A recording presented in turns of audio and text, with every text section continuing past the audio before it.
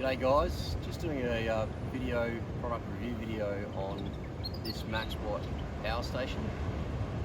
Yeah, it's the 2000i model, I believe.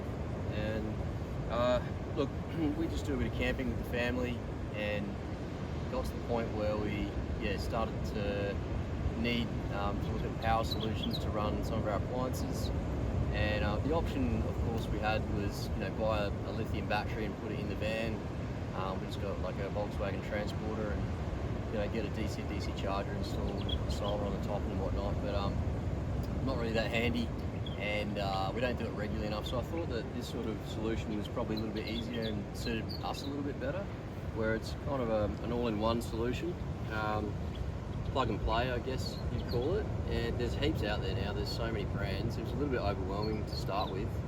There's a lot of big global brands that have a lot of these lithium power packs, but I think the reason why I went Maxwatt, and it's a fairly new model or fairly new product that they've launched, is we've got some family friends that have acreage and they've got Maxwatt generators, and they said they're quite good. Apparently it's like a family-owned business that do really good after-sales support if you require it. So the fact that they supported that brand made me start looking at their range, and this one here, the 2000, is, I think it's middle of the range. They've sort of got larger ones and smaller ones.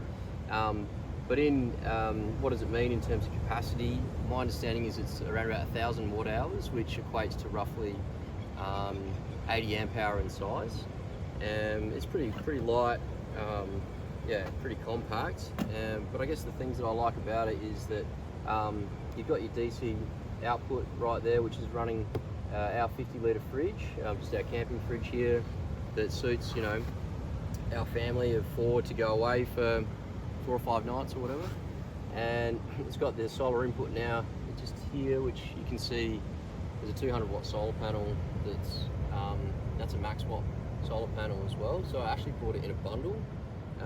Once again, I just wanted to get an all-in-one solution.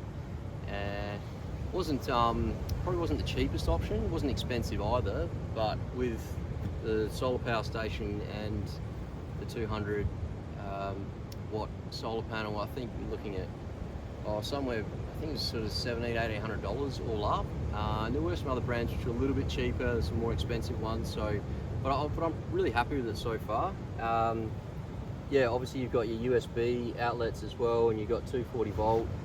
I've been charging a few things off the 240 volt, like little Makita 18 volt battery packs, just when we've got power tools or Makita blower and stuff around the campsite, so that's been handy as well.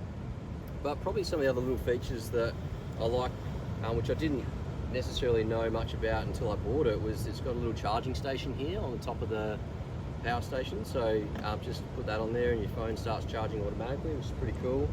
And it's got a light here at the back, so at night time you can just flip the power station around at the campsite and it just lights it up. So next time I go camping, there's a couple of little extra things I don't have to worry about. Don't need to worry about an extra light for the main common area of the campsite, and don't need to worry about a phone charger. That just does it. So, but in terms of efficiency, I mean, yeah, we're only running small things. This fridge is really efficient, and if we're camping over Easter, it's been a little bit overcast, a little bit sunny, but I don't think we'll drop below 70–75%. We're at day 4 or 5, so we just roll that out in the morning, picks up the sun, tops it back up to sort of 100%, or if not 100% close to, and then it just keeps the fridge cool overnight, which is what you want.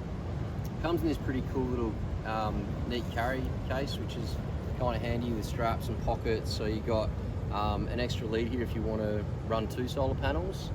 You've got this cabling kit if you actually want to parallel two of the power stations up together for more power, and then this DC charger if you want to plug it in when you're driving at your Sega socket outlet from your car and straight in to power it up. I haven't been using that. I've just been using the Sega socket outlet in our car to run the fridge. But yeah, and there's an AC charger inside here as well, so you can just charge it up at home before you leave. So yeah, it's got everything you need. I'm pretty wrapped with it, to be honest. That's all I've got to say about it. Go check it out on mygenerator.com.au. Cheers.